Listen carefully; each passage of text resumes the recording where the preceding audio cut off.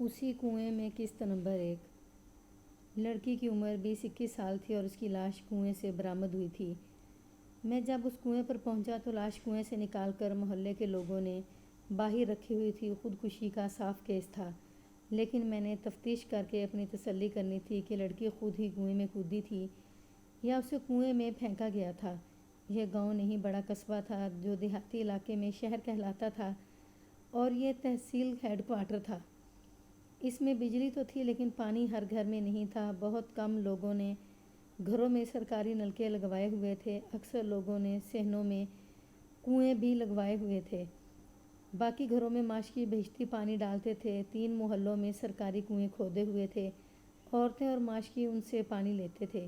یہ کنواں جس سے لاش نکالی گئی تھی ایک گلی کے آخر میں تھا جو عام سڑکوں سے زیادہ چوڑی تھی۔ یہ مسلمانوں کا محلہ تھا۔ مسلمانوں کا یہی ایک محلہ تھا۔ باقی سب آبادی ہندوؤں کی تھی اور کچھ سکھ بھی تھے جن کی آبادی مسلمانوں سے ذرا کم تھی۔ ہندوؤں کے محلوں کی گلیاں ان کی ذہنیت اور فطرت کی طرح تنگ تھیں۔ مسلمانوں کے محلوں کی گلیاں کھلی تھیں، لیکن یہ گلی تو بہت کشادہ تھی۔ پہلو با پہلو 4 بیل گاڑیاں یا 4 تانگے گزر سکتے تھے۔ کنواں گلی کے سرے پر تھا، آگے خالی میدان تھا اور محلے کے باقی گھر اس میدان کے ارد گرد تھے۔ رات 2 بجے کے لگ بھگ تھانے میں اطلاع آئی۔ مجھے گھر سے جگایا گیا۔ مجھے جب بتایا گیا کہ ایک جوان مسلمان لڑکی کی لاش کنویں سے نکالی گئی ہے تو میں نے کہا یہ قتل کی واردات ہے۔ اس دیہاتی علاقے کے مسلمان خونخوار قسم کے لوگ تھے۔ یہی اثرات قصبے کے مسلمانوں پر بھی تھے۔ قتل کو تو وہ یوں سمجھتے تھے جیسے معمولی لڑائی جھگڑے میں کوئی غصے میں آ کر کسی کے منہ پر تھپڑ مارتا ہے۔ غیرت والے لوگ تھے۔ 1947 میں ہندوؤں اور سکھوں نے مسلمانوں کا جو قتل عام کیا تھا، اس میں اس خطے کے مسلمانوں نے جم کر مقابلہ کیا تھا۔ ہندوؤں نے ہجوم کی صورت میں ان کی بستیوں پر حملے کیے تھے۔ اس طرح سمجھ لیں کہ 10-10 ہندوؤں اور سکھوں نے ایک ایک مسلمان کو شہید کیا، لیکن 10 میں سے 3-4 ہندو اور سکھ بھی مارے گئے تھے۔ اس علاقے میں کفار کسی بھی ایک بھی لڑکی کو اغوا نہیں کر سکے تھے۔ یہ لوگ ایک ہی قافلے کی صورت میں پاکستان آئے تھے۔ ان لوگوں میں سے جو قصبوں اور 2 بڑے شہروں میں رہتے تھے انہوں نے تھوڑی بہت تعلیم حاصل کر لی تھی۔ جن کی لڑکی کی لاش کنویں سے نکالی گئی تھی وہ بھی کچھ پڑھے لکھے لوگ تھے۔ تھانے میں رپورٹ دینے کے لیے آنے والوں میں ایک تو لڑکی کا باپ تھا اور محلے کے 2 آدمی تھے۔ لڑکی کے باپ نے کاپی سے پھاڑا ہوا ایک کاغذ دیا جس پر لکھا تھا کہ میں اپنی جان خود لے رہی ہوں، مجھے بخش دینا اور میری لاش کنویں سے نکال لینا۔ یہ تیسری چوتھی جماعت کے بچے کے ہاتھ کا لکھا ہوا لگتا تھا۔ لڑکی کے باپ نے بتایا کہ لڑکی 6 جماعتیں پڑھی ہوئی تھی اور یہ اسی کے ہاتھ کی تحریر تھی۔ کیا آپ کو یقین ہے کہ آپ کی بیٹی نے خودکشی کی ہے؟ میں نے لڑکی کے باپ سے پوچھا۔ یا آپ کو کسی پر شبہ ہے؟ نہیں جناب، اس نے جواب دیا، میرا شبہ کسی پر بھی نہیں، میں صرف یہ کہہ سکتا ہوں کہ یہ تحریر میری بیٹی کی ہے۔ میں نے کنویں تک پہنچتے لڑکی کے باپ سے اور بھی کچھ باتیں پوچھی تھیں۔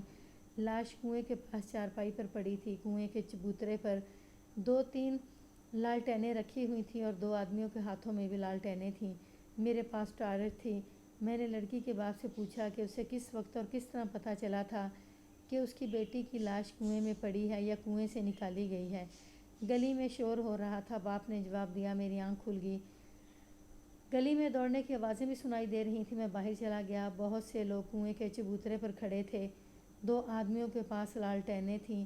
کنویں پر جا کر پتہ چلا کہ کنویں میں کوئی گرا پڑا ہے اور 2 آدمی کنویں میں اتارے جا رہے ہیں۔ میں پیچھے کھڑا رہا۔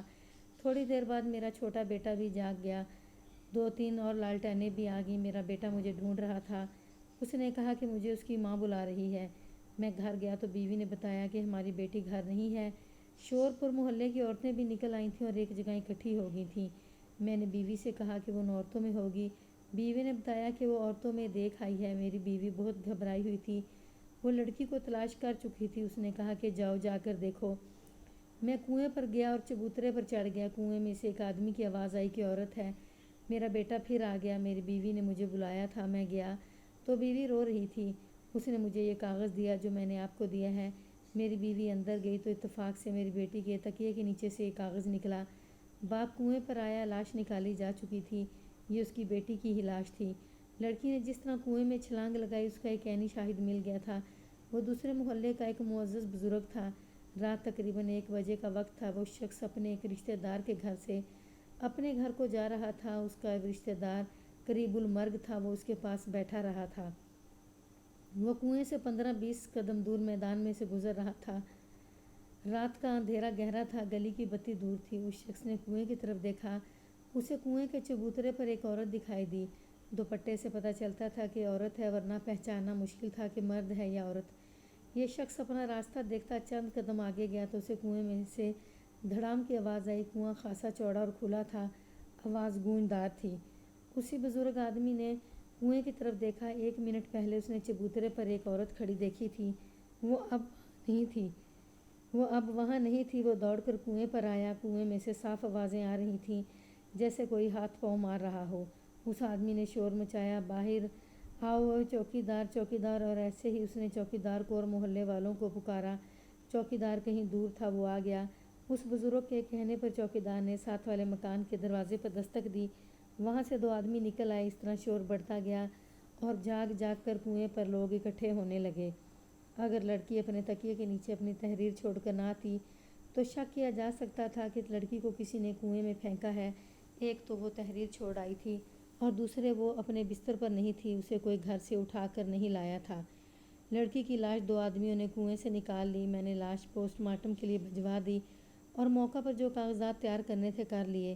یہ تو یقین ہو ہی گیا تھا کہ یہ خودکشی کا کیس ہے، لیکن کچھ اپنی عادت سے مجبور اور کچھ قاعدے قانون کی پابندی۔ میں نے ابھی یہ فیصلہ نہ دیا کہ مرنے والی نے خودکشی کی ہے۔ وہ سفید ریش بزرگ جس نے لڑکی کو کنویں پر کھڑے دیکھا تھا مشکوک آدمی نہیں تھا۔ میں نے احتیاطاً اس کے متعلق بھی پوچھ گچھ کر لی تھی۔ وہ کوئی بہت ہی شریف اور نیک آدمی تھا۔ میں تو خام خواہ بال کی کھال اتار رہا تھا۔ لڑکی کا باپ اور اس کی ماں بھی اس کے تکیے سے کاغذ پیش کر کے کہہ رہے تھے کہ لڑکی نے خودکشی کی ہے۔ مجھے ایک اور شک تھا، وہ یہ کہ لڑکی نے کسی کے ساتھ تعلقات پیدا کر لیے ہوں گے، اور آپ جانتے ہیں اس کے نتائج کیا ہوتے ہیں۔ میں یہ سوچ رہا تھا کہ لڑکی نے اپنے گناہ کے نتیجے کو چھپانے کے لیے اپنی جان لے لی ہے۔ اگر ایسا ہی تھا تو یہ بھی پولیس کیس نہیں تھا کہ تفتیش شروع کر دی جائے۔ مرنے والی تو مر گئی تھی، لیکن صبح جب پوسٹ مارٹم رپورٹ آئی تو پتہ چلا کہ لڑکی کے جسم پر تشدد یا کسی کاری ضرب کا کوئی نشان نہیں تھا اور لڑکی صحیح معنوں میں کنواری تھی۔ اس سے میرا یہ شک بے بنیاد نکلا۔ پوسٹ مارٹم میں موت کا باعث یہی تھا کہ وہ ڈوب کر مری ہے، یعنی اس کے پیٹ اور پھیپھڑوں میں پانی بھر گیا تھا۔ میں نے پوسٹ مارٹم رپورٹ کے بعد یہ فیصلہ لکھ دیا کہ لڑکی نے نامعلوم وجوہات کی بنا پر خودکشی کر لی ہے۔ اس طرح لڑکی اپنی قبر میں اور اس کی موت کے کاغذات تھانے کی فائلوں کے قبرستان میں دفن ہو گئے۔ 4-5 دن گزرے۔ صبح سویرے میں معمول کے مطابق تھانے جانے کی تیاری کر رہا تھا کہ ایک کانسٹیبل آیا۔ اتفاق سے یہ وہی کانسٹیبل تھا جس نے 4-5 روز پہلے رات 2 بجے مجھے جگا کر اطلاع دی تھی کہ کنویں میں ایک آدمی کی لاش برآمد ہوئی ہے۔ ملک صاحب، اس نے کہا، اسی کنویں میں ایک لاش تیر رہی ہے۔ اسی محلے کے 2 آدمی آئے ہوئے ہیں۔ محلے والوں کو پتہ چل گیا ہے کہ خودکشی کے لیے یہ کنواں ٹھیک ہے، میں نے کہا، اور جلدی جلدی تیار ہو کر تھانے چلا گیا۔ میں کچھ حیران سا ہوا۔ یہ لوگ جنہیں میں مسلمان قوم کے ایک قبیلے کے لوگ کہوں گا، خودکشی کرنے والے نہیں تھے۔ مجھے شبہ ہوا کہ یہ قتل کی واردات ہوگی۔ ایک خیال یہ بھی آیا کہ لڑکی نے محبت کی ناکامی کے زیر اثر خودکشی کی ہوگی اور اب کنویں میں جس کی لاش پڑی ہے اسی کے ساتھ لڑکی کی محبت ہوگی اور اس نے بھی خودکشی کر لی ہے۔ یہ میری ایک فضول عادت تھی کہ میرا دماغ اسی طرح کی سوچوں میں الجھایا کرتا تھا۔ اس عادت سے میں تنگ بھی آ جاتا تھا اور اس سے مجھے فائدہ بھی ہوتا تھا۔ فائدہ یہ کہ میں بڑی جلدی ملزموں تک پہنچ جاتا تھا۔ آپ کے ذہن میں یہ سوال اٹھا ہوگا کہ لڑکی نے کیوں خودکشی کی تھی؟ میں نے کم از کم خودکشی کی اس واردات میں اپنی عادت پر قابو پا لیا تھا اور میں نے کسی سے یہ پوچھا ہی نہیں تھا کہ خودکشی کی وجوہات کیا تھیں۔ میں کنویں پر پہنچا، لاش کسی نے نکالی نہیں تھی۔ صبح سویرے ماشکی لوگوں کو گھروں میں پانی پہنچانے کے لیے کنویں پر گئے تو ایک ماشکی کا ڈول پانی میں اٹک گیا۔ عام طور پر ایسے نہیں ہوا کرتا۔ ماشکی نے نیچے دیکھا، کنواں بہت چوڑا تھا۔ اسے کپڑے سے نظر آئے، پھر صاف نظر آنے لگے کہ یہ تو کسی آدمی کی لاش ہے۔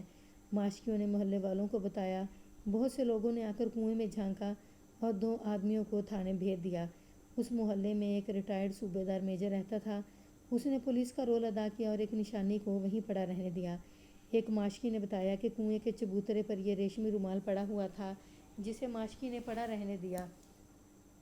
لوگوں نے آ کر یہ رومال اٹھا لیا اور کئی آدمیوں نے ہاتھوں میں لے کر اسے دیکھا۔